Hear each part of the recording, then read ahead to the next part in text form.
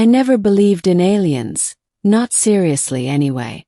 Sure, I watched the documentaries, the late-night interviews with trembling UFO witnesses, and the grainy, glowing images that always turned out to be reflections or hoaxes. But me, I was a man of logic. My name's Eli Mercer, astrophotographer, part-time mechanic, and full-time skeptic. The night it all began, I was camped out in the Nevada desert, just outside Rachel, the tiny town near Area 51 that thrives on rumors and conspiracy. I'd set up my telescope and camera rigs for a long exposure of the Milky Way. The sky was clear, ink black, and alive with stars. At around 2 a.m., my instruments picked up something strange. A distortion in the air like heat haze, but sharper, geometric almost. The stars behind it seemed to twist. The desert wind stilled. Then came a sound, low, pulsing like a heartbeat made of thunder. My camera tripod rattled, and the lenses fogged over. And then she appeared. She didn't step out of a craft. She just was. 1 second, the distortion was there, and the next, a tall, luminous figure stood in the sand, her skin faintly glowing like moonlight through water. Her hair shimmered with hues that shifted between silver and blue, and her eyes, enormous, glacial, regarded me with a mixture of amusement and recognition. I couldn't move. My instincts screamed run, but something about her froze me in place. When she finally spoke, her voice didn't hit my ears. It echoed in my mind. "You're smaller than I imagined, Eli Mercer." The way she said my name made my heart skip. I hadn't told anyone I was coming out here. No one could have known. I stammered. What are you?" She tilted her head slightly, smiling faintly. "I am called Sarah then. And you are mine." Before I could react, a wave of pressure hit my skull, and the desert dissolved into white. Part 2. The captivity. When I woke, I wasn't on Earth anymore. I was lying on a smooth, translucent surface that pulsed faintly with light. The air smelled faintly of ozone and something sweet, almost floral. The chamber around me was massive and curved, its walls alive with flowing symbols that shimmered and rearranged themselves like living ink. And Sarah then was standing there, watching me with a kind of detached curiosity. "You will not be harmed," she said, "though I'm told your species does not enjoy confinement." I sat up dizzy. Where the hell am I? My vessel. We are traveling between nodes, a journey your species cannot yet comprehend. You are fortunate to be here. Fortunate? I laughed bitterly. You kidnapped me. Her expression softened, almost pitying. You misunderstand. You were chosen. My people, the Rayanari, do not abduct. We collect what has been lost. Collect? He echoed, confused. I'm not some artifact. Sarathan's lips curved slightly. Not an artifact. A companion. A pet, as you would say. That word hit me like a slap. A pet. Shouted. I'm a human being. Yes, she replied calmly. But on my world, sentient companions are cherished. You will be cared for, fed, and kept safe. You have no concept of the dangers outside this vessel. I was shaking with anger, fear, disbelief. She genuinely didn't seem to understand why this was wrong. To her, I wasn't a prisoner. I was a possession. I want to go home, I said through clenched teeth. Home, she mused. A primitive sphere, unstable atmosphere, decaying biosphere. Why cling to such fragility? Because it's mine, I snapped. For a long moment she was silent. Then she said, quietly, Perhaps I have misjudged. Part 3, The Learning. Days, or whatever passed for days aboard that ship, drifted by. I learned that the Rayanari didn't experience time like we did. There was no sunrise or sunset, only the steady pulse of the ship's energy core, which Sarah then called the Aurum stream. Sarah then visited often. Sometimes she spoke, sometimes she only watched, as though trying to understand me. She asked about human emotions, grief, joy, love, with a scientist's curiosity. I gave her honest answers, but the more I explained, the more I realized how alien she truly was. The Rayanari didn't have emotions as we did. They had harmonics, shifting energy states that influence behavior. Love to them was resonance. Hate was dissonance. They didn't eat, sleep, or dream. And yet, Sarah then seemed fascinated by me, by my anger, my sarcasm, even my fear. One day she asked, "When you dream, do you see truth or illusion?" "Both," I said. "Dreams show you what you want and what you're afraid of." Then I wished to dream. That statement chilled me. She said it like a wish, not a command. Like a creature longing to experience something forbidden. Over time, I began to see cracks in her composure. Once, I caught her standing before a viewport, watching the swirl of a nebula, her face unreadable. When she noticed me, she said softly, "Do you ever feel alone, Eli Mercer?" It was the first time she'd used my full name with something like emotion. I realized then, for all her power and superiority, Sarah then was lonely. Perhaps that's why she'd collected me. Part 4, The Revelation. Weeks later, the ship jolted violently. Alarms I didn't understand blared through the corridors. Sarah then appeared, urgency replacing her usual calm. "We are pursued," she said. "A scavenger fleet. They prey on Rayanari vessels." "Pirates?" I asked, gripping the nearest wall. "Worse," she said grimly. "Hunters." The ship trembled again. Through the viewport, I saw dark shapes cutting through the stars, ships like black knives surrounding us. Sarah then raised a hand, and the walls shimmered into armor. She turned to me, eyes fierce. "You must stay hidden." "I'm not hiding," I said.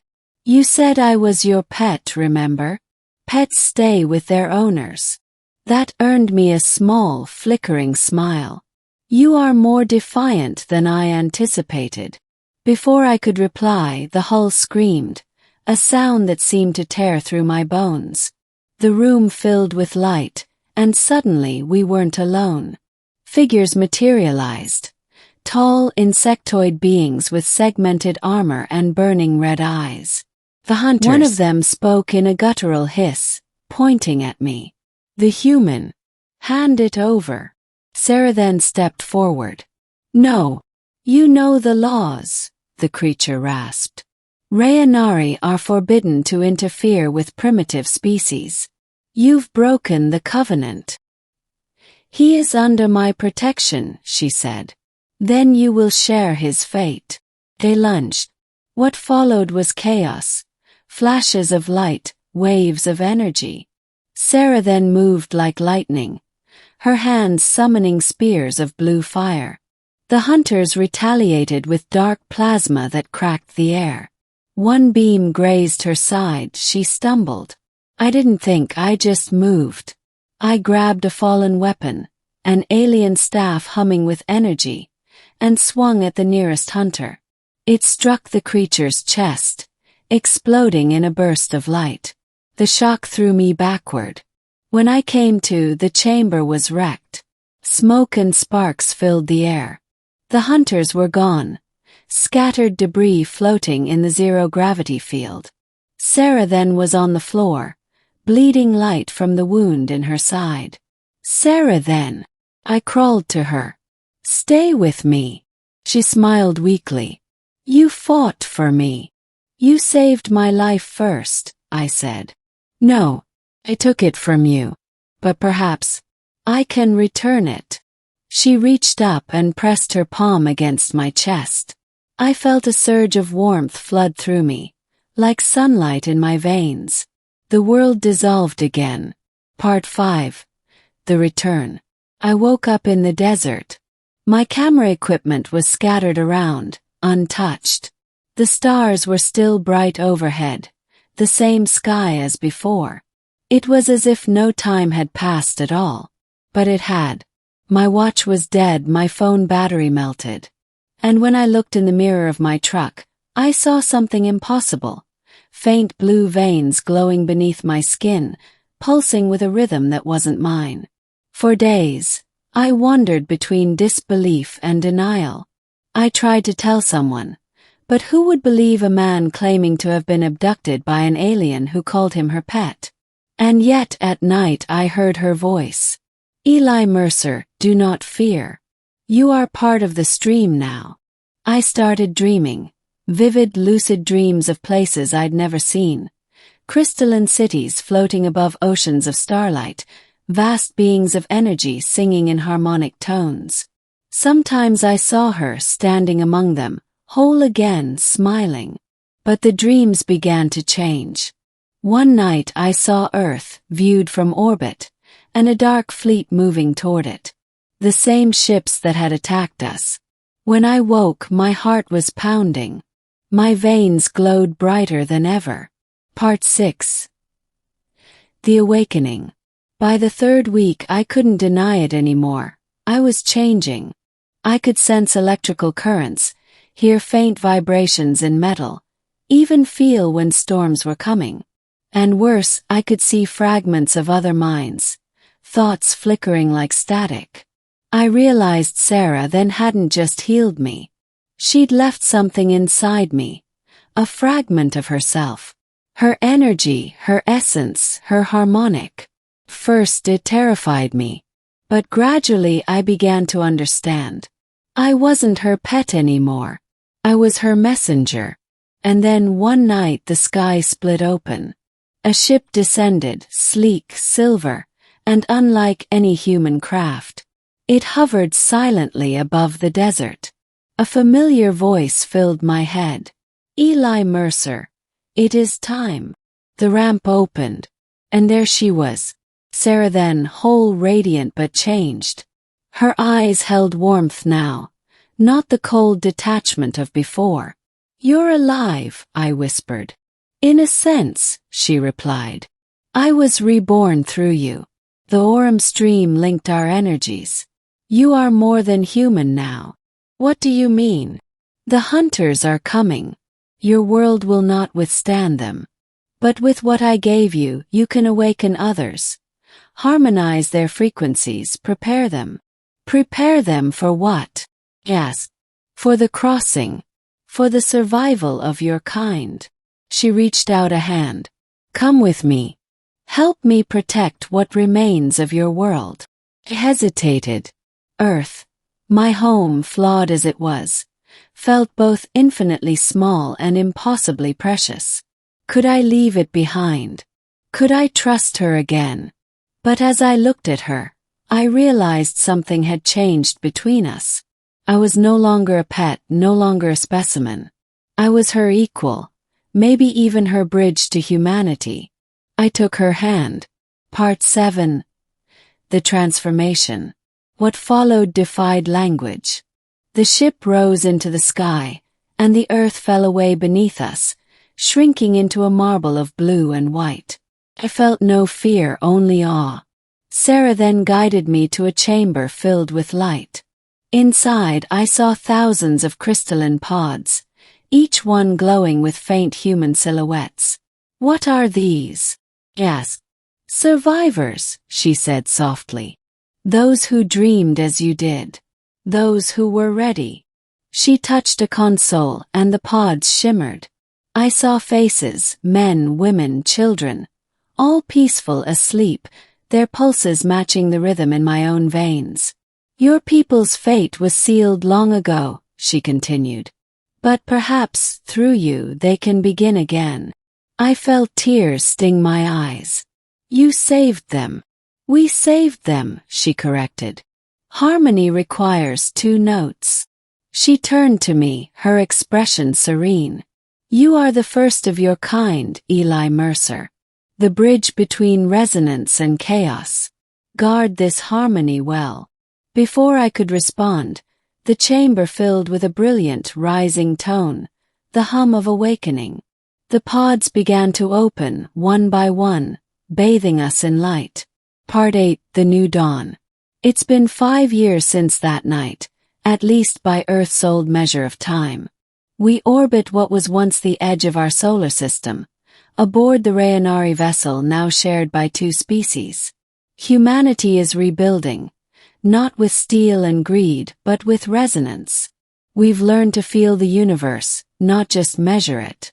To shape energy through emotion, to live without consuming. And Sarah then. She walks among us, no longer a goddess, but a teacher, luminous and calm. We are not her pets anymore. We are her partners. Sometimes when I stand by the viewport and watch the stars shimmer, I think back to that first night in the desert, when a being of light called me her possession. I laugh at the irony. Because in saving me, she found what she was missing all along, humanity. And in losing everything I thought made me human, I found something greater, connection. Epilogue. We send transmissions now, across the void. Messages carried by harmonics rather than radio. And sometimes, just before I sleep, I catch faint echoes returning from the darkness. Other civilizations answering our call. Maybe they too are lonely. Maybe they too will find harmony in the chaos. Either way, I'll be ready to greet them. Not as a pet, not as a prisoner, but as something new.